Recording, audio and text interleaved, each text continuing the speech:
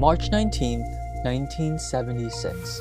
In the cold darkness of rural Derbyshire, something horrible just happened. As the bitter wind whispered through the dead trees, the townspeople were frantically looking around. It was here, on this wintry evening, that 56-year-old farmer Fred Hanford vanished without a trace. I'm going to tell you about the true unsolved disappearance of Fred Hanford, and I promise you guys, the plot twist on this case shocked even me. And I've read many cases if you're new here. If you're a fan of the mystical and unexplained told in an immersive format, then subscribe to our Holo because we post once a week every Wednesday as our countdown to Halloween series continues. I'm Hans, and welcome to my Holo. While Hanford was an old-fashioned man, he was well known by everyone in town. How? Well, Fred Hanford ran his own dairy farm called Ballbeard Farm, nestled on the edge of town. Neighbors said he basically ran the farm himself, with his collie dog always by his side. Each morning, as people drove cars down the streets, Fred rode his horse and cart to deliver bottles of milk. Yeah, I was not exaggerating here when I said he was old-fashioned. He straight up refused to use modern machinery on his farm. But by late morning that day, when his business partner, 25-year-old Janet Holt, arrives at his stable on his farm, she discovers a scene far creepier than she could have expected. Everything was eerily unchanged. Fred used to always start the farm chores by sunrise, but today, his collie dog still sat by the stable, ready to hear Fred's commands. Fred's distinctive flat cap that he always wore no matter what he was doing laid untouched on a shelf. After a futile search around the 50 acres of farmland, Jane started to really worry. It's like he had simply got up and walked away. He would never forget to feed the cows or leave his faithful dog waiting. I mean, we can't even say he really walked away, considering what the search teams would discover very soon. The moment he was reported missing, the rural community sprang into action.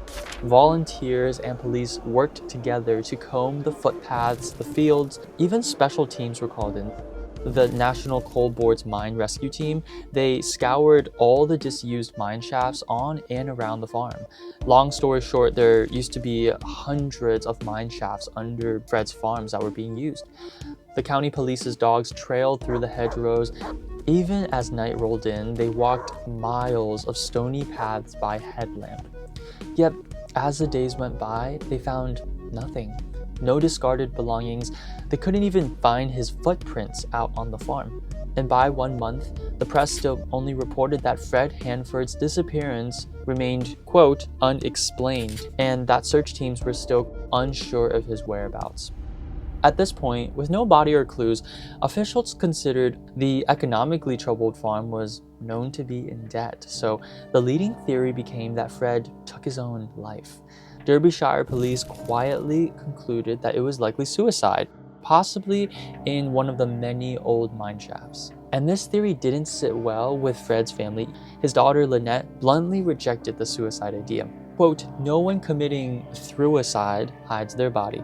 If he had truly killed himself, some remains for sure would have been found. His sister, Mags, agreed. Fred would never have gone off and left the animals. But these emotional appeals met with skepticism. And as years passed, everyone just kind of moved on. People forgot about the dairy farm and milk became store-bought. Fred's story became this old town mystery. Story's done and over, right? No. It wouldn't be until 35 years later, in 2011, that the mystery took a new turn. A 911 operator receives a call from a strange yet familiar woman. She had this terrified tone in her voice, like she just saw a ghost. She requests to speak with the police immediately, and once they're on the line, she reveals to them something they never saw coming. Fred didn't disappear that night. Instead, she killed Fred Hanford with his own gun and then hid the body. Keep in mind, it's been 35 years since Fred's disappearance, yet she stuns investigators by vividly describing how it all went down. She says back on that night in 1976, she and Fred were in his kitchen. She was panicking, worried that he was going to hurt her again. Again? You see, allegedly, she said Fred had raped her once before, and tonight, as he blocked the doorway again, it seemed like he was about to do it again. She grabbed his shotgun in the corner. The following are her exact words to detectives. "I picked it up, I pointed it at him, and I pulled the trigger. I shot him." According to her, Fred fell to the floor and died instantly. Terrified, she said she then used a wheelbarrow to carry his body out to a field behind the farm and buried him in a shallow grave. "What is your name?" the police asked. "I was Fred's business partner," she said. "I'm Janet Holt." She's the same woman who reported him missing all those years ago, who found the room eerily unchanged. Detectives were initially astonished. Her story was grisly but detailed. "Why didn't you come forward earlier?" they asked. "Because I didn't know until today," she revealed. It turns out Janet had been having horrific nightmares of her former boss, Fred Hanford, for years. And one day, she decided to book a 1-hour hypnotherapy session for some answers. Little did she know, that 1 hour turned into 5 hours because her memory would finally be unlocked, revealing her murder of Fred Hanford. Former DI Sean McElderin later remarked that Janet knew a lot about the case not many people would have known. So, in 2012, about a few months later, the police team, joined by Fred's daughter Lynette, set out to dig up Fred's remains. They arrived on the 50-acre dairy farm and walked to the exact spot where Janet had indicated. They started digging. Lynette could only hold her breath as the earth was scraped and the hole was probed. And there, exposed at the bottom of that hole, was a shocking pile of nothing. Nothing. Yeah, all they found was mud and roots. In Janet's own words, "They took about 2 feet off the top of the field and then brought me back to show me that there was nothing there."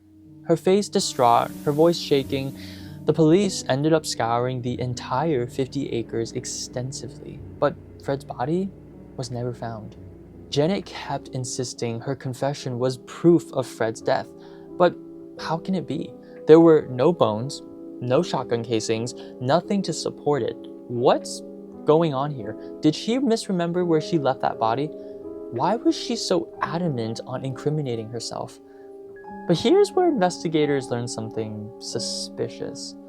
Around this time, Janet had published a book with a local writer. It was her memoir about her days on Fred's farm. And this cast major doubt on her motives. Could it be that this so-called confession was actually a plot to garner publicity for her book sales? Maybe a story that garnered attention, but not enough to actually get convicted? The investigators certainly thought so. Police noted that she had a history of dishonesty and even fraud. However, the police overlooked some key arguments. For one, books of memoirs typically make very little profit, and so far Janet has donated 100% of the money she did make on it to charities. If she was really making a lie for profit, then wouldn't she be keeping it all? Second, her psychologist who performed the hypnosis sessions claims her confession is likely true. And from my research, he wasn't a personal friend of Janet's at all, so there's likely no bias going on. A few days go by. Not long after Jane's confession, the official stance was finally announced. Without a body or independent evidence, Janet's story could not be proved in court. In other words, the court outright rejected her claim of guilt.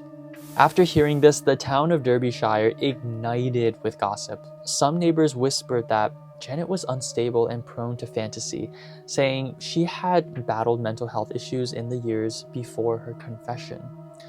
And then others still remembered Fred as a gentleman who would, quote, never have raped any women. However, Fred did have a history of harassing women. But aside from all this, Fred's family was really torn. Fred's daughter, Lynette, voiced her doubts.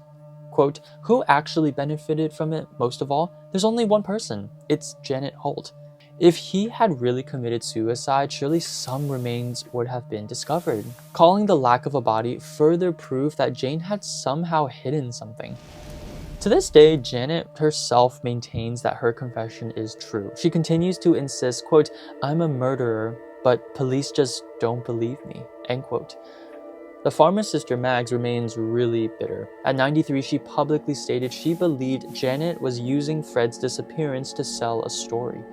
There are tons of other theories on Fred's disappearance I'm not going to get into because this story would be too long, but some say he had a heart attack or even a mental breakdown. Key questions remain unsolved. Like, could Janet's confession contain some truth or only her nightmares? Or if Fred did unalive himself, why would he hide himself?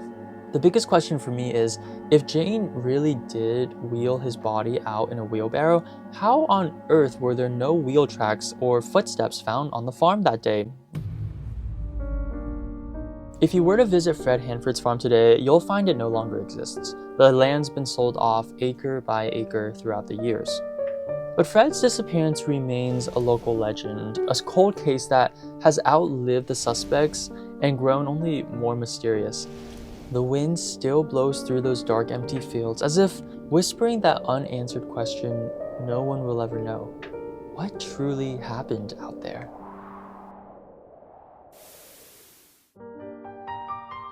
That's it for today's story. Comment down below what you think happened to Fred. I personally think, and I'm gonna go out on a limb here, that Janet really did kill him. Join us next Wednesday as our countdown to Halloween special continues. I think the next story I have is gonna boggle your mind like crazy. It's, actually, I'm not gonna reveal it now. Tune in next Wednesday. See you then.